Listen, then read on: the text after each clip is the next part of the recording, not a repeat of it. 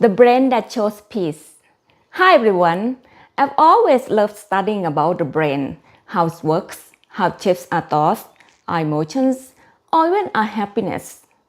Today I wanted to share something I've learned about our brains, our hearts, and a peace of mind.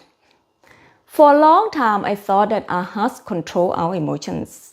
When it rests with fear or pounded with joy, I thought it's my heart telling me how I feel. But actually, emotions don't come from the heart. They begin in the brain. The brain is like the conductor of an orchestra. Emotions arise in the brain, which then send signal to the heart. But the heart and body also feedback to the brain. So it's really a constant conversation. That's why when we're nervous, our heart races. When we're angry, it pounds, the brain leads, and the heart responds. According to neuroscience and psychology, emotions are created and processed in the brain, not in the heart. Different parts of the brain work together. The amygdala processes fear and emotional intensity. The prefrontal cortex helps us to understand emotions and regulate our responses. The hypothalamus and brainstem connect us emotions to physical responses like heart rate and stress hormones.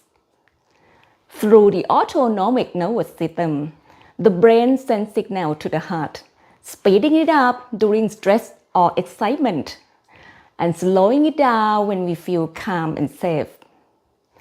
I noticed something when talking with friends who always seem to be stuck in sadness. No matter how much I try to encourage them, they keep returning to suffering.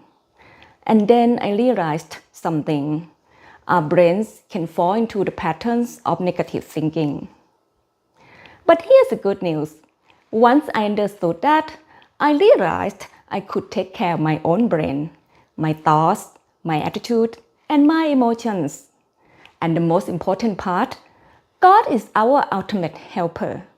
He knows our hearts and minds, and His truth can guide us when our thoughts feel out of control. So here's what I started doing. When I felt frustrated, I paused and took a deep breath.